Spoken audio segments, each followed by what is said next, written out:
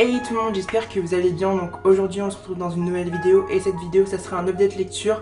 Donc du coup je vais vous présenter les livres que j'ai lus avant le challenge et je vous ferai aussi du coup le bilan de mon challenge qui n'a pas été, comment vous dire, réussi on va dire en quelque sorte, même si je suis assez content de moi d'avoir lu à peu près 2 livres, d'avoir terminé 2 livres plus d'en avoir commencé un en une semaine, sachant que ça fait pratiquement plus d'un an que je n'ai pas lu plus de 3 ou 4 livres dans une semaine, donc j'étais plutôt fière de moi on va dire dans un sens. Donc du coup c'est parti, on va commencer, je vais vous présenter donc les livres. D'abord les livres que j'ai du coup lus avant le challenge, c'est parti. En premier temps je vais vous parler donc de Phobos, les origines de Victor Dixon, qui est en fait le préquel donc des 2 premiers tomes de la trilogie Phobos écrit donc par Victor Dixon. Du coup en fait donc comme l'explique le titre, Phobos, les origines en fait se passe avant le tome 1, on va suivre la vie des 6 prétendants masculins avant en fait le casting, donc aussi pendant le casting et pendant les entraînements, juste avant, jusqu'en fait le décollage de la navette direction Mars. Que en fait je pensais réellement qu'on n'allait pas avoir forcément le point de vue de tous les garçons, mais en fait si, j'ai adoré ce bouquin. Franchement si vous êtes fan des 2 premiers tomes, en tout cas si vous êtes fan de la trilogie Phobos, d'ailleurs le tome 3 sort très prochainement, du coup j'ai trop hâte. Et en fait j'adore cette trilogie. Si vous êtes récurrent sur ma chaîne, je pense que vous savez à quel point j'adore Phobos. D'ailleurs si vous ne connaissez pas de quoi parle Phobos, etc., ou si vous ne connaissez pas cette saga, je vous invite vivement à regarder ma vidéo où d'ailleurs j'en fais une revue des 2 premiers tomes. Et en fait c'est que certains personnages masculins qui sont pas forcément mis en avant, comme par exemple Tao ou le personnage africain, je sais plus comment il s'appelle, mais qui ne sont vraiment pas mis en avant dans l'histoire, sont des personnages qui m'ont réellement surpris. Bien sûr les personnages principal masculin comme Alexei ou encore Marcus, etc. m'ont bien évidemment eux aussi surpris. On apprend énormément, donc franchement je pense que c'est vraiment pas un livre, souvent quand on se dit préquel, on se dit voilà c'est pas forcément indispensable à l'histoire, mais franchement ceci, le préquel est indispensable à la bonne compréhension en fait de l'histoire, parce qu'il y a des détails de ouf. Franchement juste comprendre pourquoi certains personnages réagissent comme ça, ou comme par exemple pour il me semble que c'est pour Mozart, ses tatouages, etc. ou Marcus, je sais plus, ses tatouages, etc. Bien comprendre leur personnalité, comprendre leurs secrets, parce qu'ils ont tous un passé et une histoire juste dingue. Et franchement j'ai été surpris tout au long du bouquin, c'est vachement court et juste waouh quoi. Enfin j'ai adoré ce bouquin, je l'ai mis il me semble 4,5 sur 5 ou 5 sur 5, j'ai adoré. Franchement si vous adorez aussi les 2 premiers tomes, je vous le conseille vivement, lisez-le parce que c'est indispensable à l'histoire. Et en plus franchement c'était juste génial, parce que si vous êtes fan autant que moi des garçons dans la saga Phobos, je vous invite vivement à le lire. Et c'est juste du plus, et franchement en attendant le tome 3 j'ai juste trop hâte. Donc franchement si vous êtes fan de la saga Phobos, lisez-le, c'est indispensable. Du coup en deuxième temps aujourd'hui on va parler donc de la saga, du dernier tome de la saga, la sélection de Kirakas, qui est donc le tome 5, La Couronne. Donc si vous ne connaissez pas la sélection, en gros saga dystopique qui est un mélange entre Hunger Games et on va dire le Bachelor version télé-réalité en fait. En gros c'est ça, ça se passe dans le futur et en fait on va suivre la vie d'un prince qui va devoir donc choisir à travers une télé-réalité et une sélection sa future épouse, et donc la reine du pays d'Elyséa, je sais plus comment elle s'appelle, bref d'Iléa, oui c'est ça.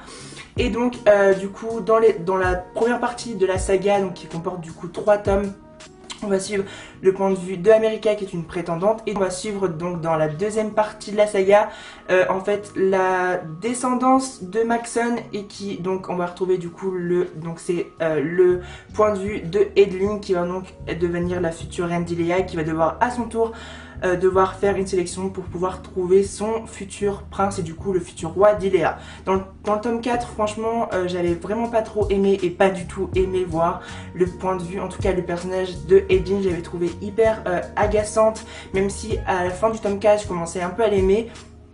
Franchement dans le tome 5 j'ai plus aimé le personnage on va dire, même si j'avais toujours une rancœur on va dire contre elle, mais j'ai trouvé le tome 5 où elle devenait plus adulte, c'était un peu plus politique et du coup elle devenait plus adulte, plus réfléchie. J'ai trouvé que bien sûr c'est une saga qui a toujours énormément de romance, on en retrouve bien sûr dans cette saga, même si la fin ne m'a pas autant surpris que ça, mais j'ai bien aimé, en tout cas c'était une bonne lecture, ça se lit vite.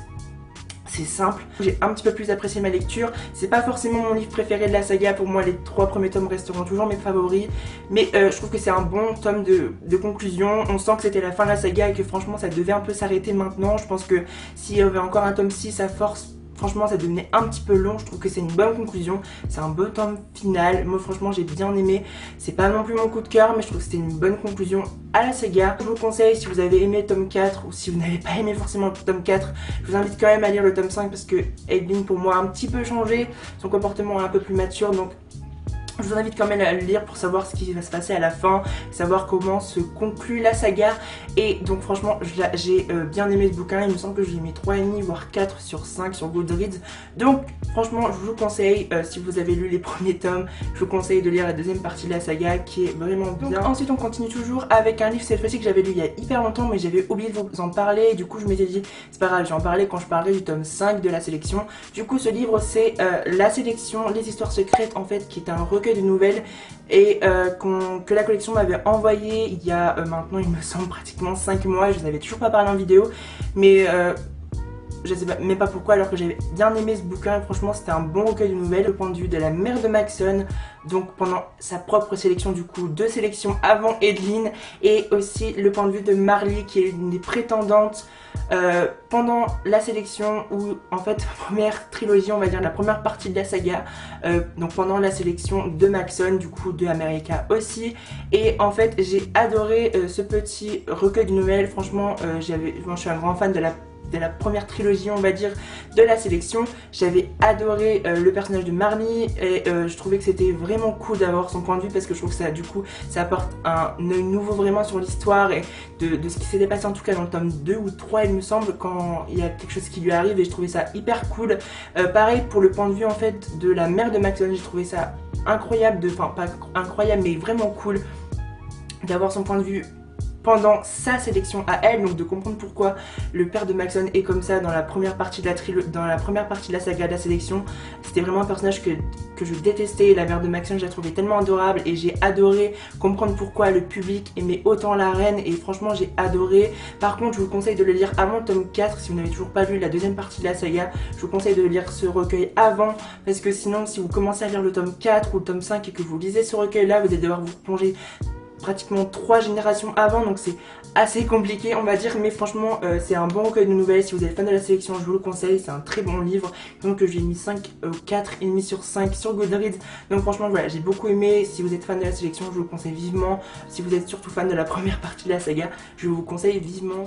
Et du coup le dernier livre que j'ai lu avant le challenge, c'était Beautiful Oblivion de Jamie Maguire aux éditions J'ai lu. Du coup ce tome 1 est le premier tome de la saga Beautiful, en gros qui parle des frères Maddox, qui est en fait un genre de spin-off aux 2 livres qu'elle avait écrits qui étaient Beautiful Disaster et Walking Disaster. En fait on va suivre à travers cette saga qui comporte il me semble 5 ou 4 tomes, mais pour l'instant le tome 1 est uniquement sorti en France. J'ai vraiment hâte parce que le tome 2 sort il me semble en octobre. Beautiful Oblivion en fait c'est l'histoire, en tout cas le point de vue de Trenton qui est l'aîné de la famille Maddox. C'est du coup le point de vue de Trenton qui est lui amoureux en fait d'une fille qui s'appelle Camille, qui est serveuse dans un bar. Du coup Camille est serveuse là-bas, elle essaie de lier son boulot et l'université. Elle vit aussi en colocation avec sa meilleure amie, et du coup en fait elle a toujours connu la famille Maddox, surtout Trenton parce qu'elle est du même âge que lui. Elle a été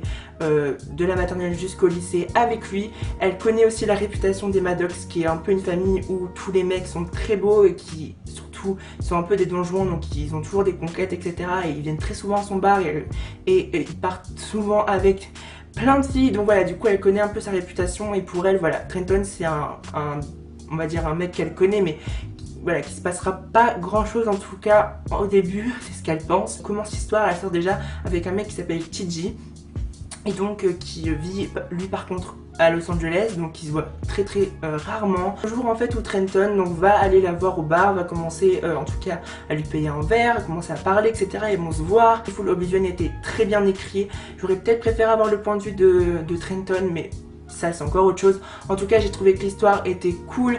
Bon là c'est un passage qui sont un petit peu cucu, mais bon voilà, c'est comme ça, j'ai trouvé qu'en tout cas l'histoire entre les deux était vachement cool. Il y avait des moments où j'ai ri, je trouvais que Trent était très manipulateur et j'ai trouvé que des fois c'était très drôle, il obtenait à chaque fois ce qu'il voulait.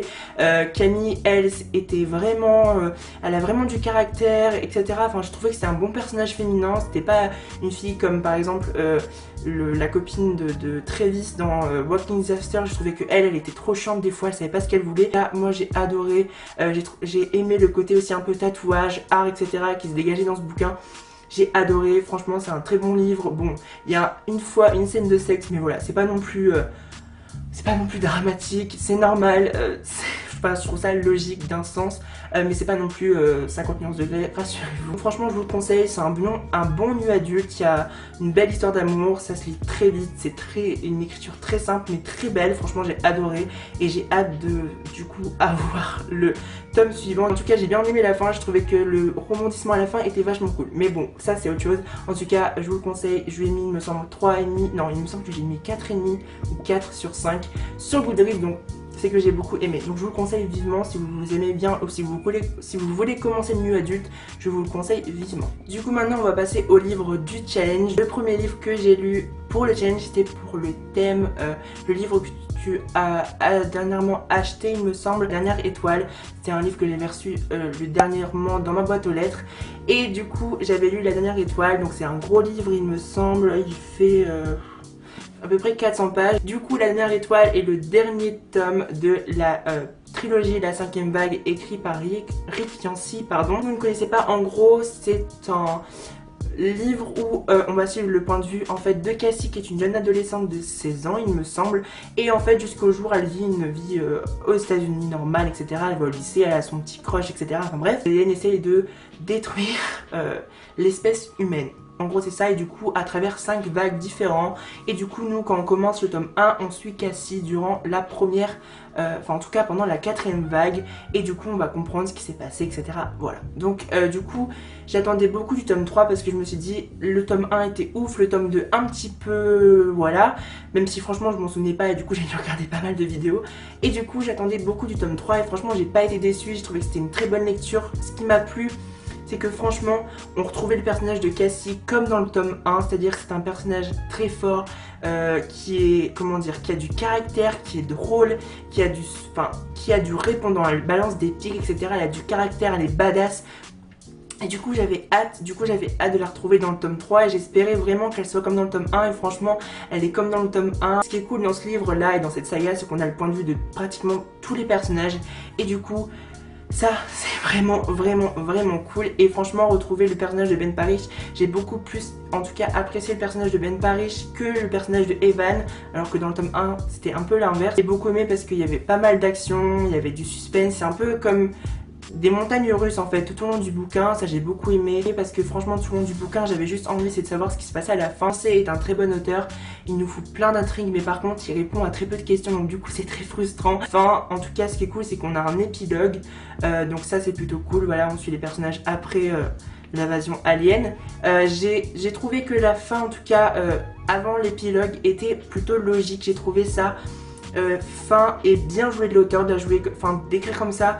J'ai bien aimé, j'ai trouvé que c'était logique, ça m'a pas surpris, pas comme par exemple dans d'autres livres où j'étais là genre mais non, pourquoi ils ont fait ça. Mais là j'ai trouvé que c'était logique, que c'était dans la suite de l'histoire. En tout cas j'ai bien aimé ce tome là, je trouvais que c'était une très bonne conclusion à une trilogie pareille. Enfin voilà, je sais que beaucoup avaient été déçus du tome 2, franchement lisez le tome 3, il est génial. Ça sera jamais, enfin je pense que franchement ce qui s'est passé c'est que Rick Yancey a mis vraiment la barre haute dès le tome 1, et du coup dans le tome 2 on a forcément été un petit peu déçus. Là ça a rattrapé vraiment le tome 2, mais ce sera jamais aussi bien que le tome 1, même si franchement il est très bon. C'est un très bon livre, une bonne écriture, une très bonne intrigue, des très bons personnages. C'est pas forcément une lecture facile parce que t'as énormément d'informations à digérer. Ah franchement je vous le conseille parce que c'est génial, filles comme garçons lisez-le. En plus le tome 1 a été adapté en film, par contre il ne me semble pas qu'il y aura de suite, mais moi j'ai beaucoup aimé le film. J'ai trouvé que par contre la fin du film était genre en mode enfin pourquoi vous réagissez pas? Je vous la conseille, c'est une très bonne lecture. Franchement je lui ai mis il me semble 4,5 sur 5 sur Goodreads. J'ai beaucoup aimé et franchement je le vous conseille. Pour le dernier livre de cette update lecture, ça va être vraiment le meilleur pour la fin. Et ce livre donc c'est Nous les menteurs de E. Lockhart. Voilà, je ne pouvais absolument pas faire cette update lecture sans vous parler de ce livre qui a été mon coup de cœur de ce challenge, qui a été vraiment l'une de mes meilleures lectures de cette année avec Aristote et Dante. Je pense que c'est vraiment l'une de mes meilleures lectures. En tout cas pour ce bouquin, c'est vraiment mieux de partir sans aucune information. L'histoire d'une jeune famille, d'une famille qui s'appelle les Sinclair, qui est une famille très riche aux États-Unis, qui possède donc une île privée où tous les étés en fait toute la famille se réunit et donc ils ont chacun leur maison, etc. Et donc tous les étés, tous les petits enfants, parents et grands-parents se réunissent sur cette île et passent l'été, en fait tous les ans passent l'été sur cette île. C'est tout ce que vous avez besoin de savoir. Voilà, c'est tout ce que vous avez besoin de savoir. Franchement, je peux vraiment pas vous en dire plus parce que j'ai pas envie de vous ruiner l'histoire, parce que je pense que vraiment si on en dit trop, ça ruine le truc. L'histoire est restée bloquée dans ma tête au moins pendant 2 semaines, enfin même après ma lecture, j'étais là en mode mais qu'est-ce qui s'est passé, enfin j'ai adoré ma lecture, j'ai trouvé que l'écriture de E. Lockhart était magnifique. C'est un petit livre, il fait même pas, enfin il fait un petit peu plus de 200 pages, mais j'avais l'impression d'en lire 400 parce que son écriture est poétique, il y a des métaphores, c'est un peu poétique, il y a des moments, enfin j'ai adoré, mais son écriture est, comment dire, enfin c'est pas que c'est long, c'est vraiment que c'est tellement de sentiments en fait, enfin que t'as l'impression de lire un livre genre de 400 pages tellement tu ressens des choses et tellement t'es plongé dans l'histoire, etc. Enfin j'ai adoré ce bouquin, j'ai trouvé que c'était poétique, beau, plein de sentiments, voilà, enfin voilà. Ce que je peux vous conseiller, c'est surtout de le lire avec, parce qu'en fait il y a énormément de playlists sur ce bouquin, surtout sur le site 8 Tracks, qui est un site spécialisé dans les playlists. Vous tapez We Are Liars, vous retrouvez plein de playlists, et pendant que j'ai lu ce bouquin, j'ai écouté ces playlists et c'était juste un moment magnifique. Juste lisez-le, c'est un très bon bouquin, c'est l'un des meilleurs bouquins young adulte. Enfin, juste waouh, j'ai adoré et je vous le conseille vivement. Je lui ai mis 5 sur 5 sur Goodreads. C'est l'une de mes meilleures lectures de cette année et vraiment gros coup de cœur, et je vous le conseille vivement. Surtout lisez-le si vous aimez lire, écouter de la musique, écoutez les playlists de ce bouquin, c'est juste génial, c'est un bouquin magnifique et juste waouh, 5 sur 5, c'est dire à quel point j'aime ce bouquin, je vous le conseille vivement. Du coup j'espère que cette vidéo vous aura plu, n'hésitez pas à liker, à vous abonner, à me dire en commentaire si vous avez lu l'un de ces livres, ce que vous en avez pensé, si je vous ai donné envie de lire ces livres, n'hésitez pas à me le dire aussi. En tout cas si vous avez lu l'un de ces livres, dites-moi ce que vous en avez pensé, ce que vous avez aimé vous aussi ou pas, ce que vous avez pensé de ces bouquins, etc.